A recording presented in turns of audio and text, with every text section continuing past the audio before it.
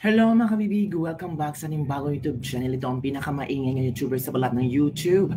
Ako si Kabibig, maglebak-lebak na tang with evidence. Ako nabahala si Pangulong Bongbong Marcos nitong pag-entry ng Russian submarine sa West Philippine Sea. Sabi ni Pangulong Bongbong Marcos, very concerning, very worrisome. Alaka! Naku kabibig, aatake na ba si Putin? Aatake na ba ang Russia sa Pilipinas? Ano ba ang rason kung bakit nandyan sila? Lumusob sila sa West Philippine Sea. Nakakabahala talaga. Ito tama si Pangulong Bongbong Marcos. Nakakabahala itong pagpasok ng Russian submarine sa West Philippine Sea. Para yatang natakot si Pangulong Bongbong Marcos. Ikaw kabibig, hindi ka ba natatakot dyan? Naku, Russia na yung pumasok dyan. Anong bang rason?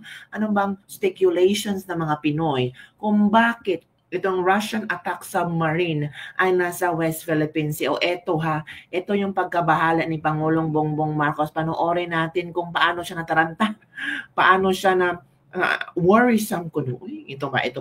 Makinig tayo sa komento ni Pangulong Bongbong Marcos. Ito na si Pangulong Bongbong Marcos. Sir, your comments that the Russian submarine has entered our waters. We'll let the military discuss it with you, but I don't think it is a subject that Sir, how concerning is Merry Christmas to all of these people. But sir, how concerning is that na merong Russian All of that's very concerning. Any intrusion into the West Philippine Sea of our EEZ or of our baselines is very worrisome. Yes, it's just another one. It's very concerning, sabi niya mga kabibig. It's very concerning. It's very worrisome. We will let the military discuss it with me. That's very concerning. Any intrusion in the West Philippine Sea or our EEZ is very worrisome. Yan ang reaksyon ni Pangulong Bongbong Marcos hingan ng opinyon tungkol sa pagpasok ng Russian attack submarine sa vicinity sa West Philippine Sea. Ano kaya ang naging rason kabibig? Nakakatakot naman yan kabibig. Di ba? Ito pa. Ito pa ang mga komento ni BBM para naman alam natin kung ano ang sasabihin niya kasi presidente naman siya, di ba? Ito na. All of that's very concerning. Any intrusion into the West Philippine Sea of our EEZ or of our baselines is very worrisome. So, yes, it's just another one. All of that's very concerning. Any intrusion into the West Philippine Sea of our EEZ or So ano bang ating dapat gawin BBM? Ito pa ang sabi kinumpirma na pala ng AFP na nakitang isang Russian submarine na tinukoy bilang UFA 490 sa kanlurang bahagi ng Cape Calavite, Occidental Mindoro noong Huwebes pa pala to, November 28, 2024. Agad naman nag-deploy ang Philippine Navy ng mga assets upang mag-monitor at tugunan ang sitwasyon na tinitiyak sa seguridad ng mga katubigan ng Pilipinas. Naku, nakadelikado. Sabi naman ni Attorney Harry Roque, presence of Russian submarine within our territory is proof that they view us as a threat and new to their national security. Threat daw tayo kabibig, sabi ni Attorney Harry Roque. Last time this happens was during the Indo-China conflict, all because BBM allowed the deployment of U.S. intermediate range missiles in Lawag. The same missiles nearly started a nuclear war during the time of GFK. We should learn from history. Naku, nakakatakot naman to kabibig. Threat na daw tayo, sabi ni Harry Roque sa mga taga-Russia. Threat sa national security. Paano yan kabibig? Ano kaya ang gagawin? Naku, ang daming problema palang pumasok sa panahon ni Pangulong Bongbong Marcos. Ito kabibig meron akong nakitang video kung saan posible ito ang explanation kung bakit pumasok ang Russian submarine sa ating sa katubigan. Ito, ano tayo kabibig Susunod nawawasakin. Anya dahil sa inilatag na missile system ng mga kano dito sa Pilipinas, ay nailagay na tayo ngayon sa mapa ng nuclear system ng mga malalakas na bansa na anumang oras ay pwedeng ihulog dito sa Pilipinas. Pag huyan, nalaman nila na yung sistema na yan, kinargahan nila ng Tomahawk, pwede na ho tayong tirahin. Ano nangyari ngayon? Nasa mapa na ho tayo ng nuclear ng China.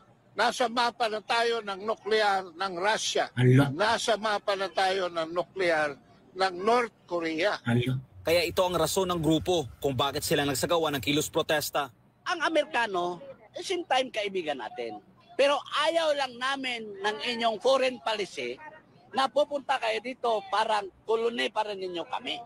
You have to ask us, you have to ask the people if ever payag ba kami. Huwag yung basta-basta na lang ninyo isang tao lang kusapin, bangag pa.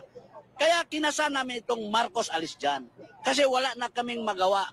Enough is enough. We have had trouble. Kaugnay nito may panawagan ng ating mga kapatid ng Muslim at mga kababayang OFW kay Bongbong Marcos. Kaming mga Muslim, siguro naalala niyo po yung tinatawag na Marawi Seeds. Sa aming mga Muslim, ayaw na namin maulit ang nangyari sa Marawi, na talaga namang walang humpay ang putukan dyan. So kaming mga Muslim, kaya po kami nandito para po iparating na ayaw na namin maulit ang nangyari nung nakaraan. Mahal na Pangulo, tandaan mo ang sinabi mo noong nangangampanya ka. Ang pangarap mo ay pangarap ng mga Pilipino. Bangag ka ba ng sinabi mo yon? Kasi walang Pilipino na naghahangad ng digmaan. Walang Pilipinong naghahangad ng panganib para sa kanilang pamilya. Ngayon po kay General Browner po, tignan nyo ang kalagayan ng Pilipinas. Hindi po kami handa sa kahit anong gulo. Para sa Diyos sa Pilipinas pong mahal, Almar Forsuelo, SMNI News. Susunod nawawasakin. Anya dahil sa inilatag na missile system ng mga kano dito sa Pilipinas, ay nailagay na tayo ngayon sa mapa ng nuclear system ng mga malalakas na bansa na anumang oras ay pwedeng ihulog dito sa Pilipinas. Pag huyan, nalaman nila na yung sistema na yan, kinargahan nila ng Tomahawk, pwede na ho tayong tirahin. Ano nangyari ngayon? Nasa mapa na ho tayo ng nuclear ng China. Nasa mapa na tayo ng nuclear ng Russia. Nasa mapa na tayo ng nuclear ng North Korea. Kaya ito ang rason ng grupo kung bakit sila nagsagawa ng kilos protesta. Ang Amerikano, same time kaibigan natin. Pero ayaw lang namin ng inyong foreign policy na pupunta kayo dito parang koloni para ninyo kami. You have to ask us, you have to ask the people if ever payag ba kami. Huwag yung basta-basta na lang ninyo isang tao lang kusapin, bangag pa. Nako, mga kabibig. Yun na nga ang kinatatakutan ng maraming Pilipino. Ito ipakita ko sa inyo yung picture na shinare na nakunan itong Russian submarine. Katakot kung atake ang Russia sa atin, ano mangyari sa atin. Tingnan nyo kabibig. Yan kabibig. Tingnan nyo. Naku, my goodness. Ano kaya ang gagawin ng Russia sa atin dito? Bakit sila napunta? Pilipinas, nakakalirki naman. Kaya si Bongbong Marcos na bahala. Very concerning, very worrisome. Diba? Ano ang iyong komento dito mga kabibig? Comment down below. Dapat na ba tayong mag-asabalutan? Dapat na ba tayong mag-ingat na ba? O kailangan ba nating bisitahin na ng ating foreign policy? Ano kaya ang gagawin ni Pangulong Bongbong Marcos tungkol dito? Naku mga kabibig. Hindi ba kayo natatakot dito? Sabi ng ilang mga netizen, ay kagawan ito ni Bongbong Marcos, itong foreign policy niya.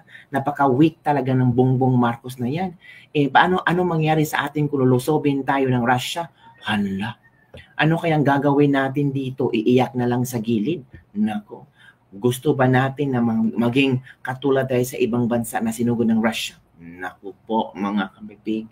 Ito na ba ang hinihintay natin? Ano hinihintay mga kabibig? Hindi. Huwag naman natin ipagpanalangin na may susugod or gagawa ng gera sa Pilipinas. Nakakatakot naman yun kabibig.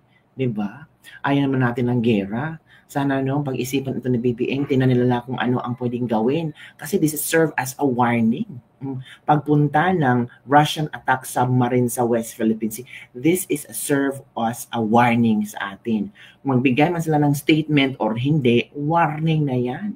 Tama nga ang sinabi ni Harry Roque na baka naisip na ng Russia na threat na tayo sa kanilang national security. Dahil sa mga EDCA sites na yan, yung missiles na yan. Mga kabibig, ano ang inyong komento tungkol dito? Kailangan natin maghanda?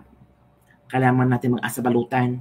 O kailangan na natin isigaw at ilabas ang totoong boses ng bayan para marinig naman ng mga taong nakaupo sa gobyerno na mga tao naghihinaing na. Para natakot na sa kung ano ang pwedeng mangyari. Sila naman, pwede man silang umalis kung gusto nilang umalis. At tayo dito ang maiwan, tayo dito ang atakihin, tayo ang mamatay.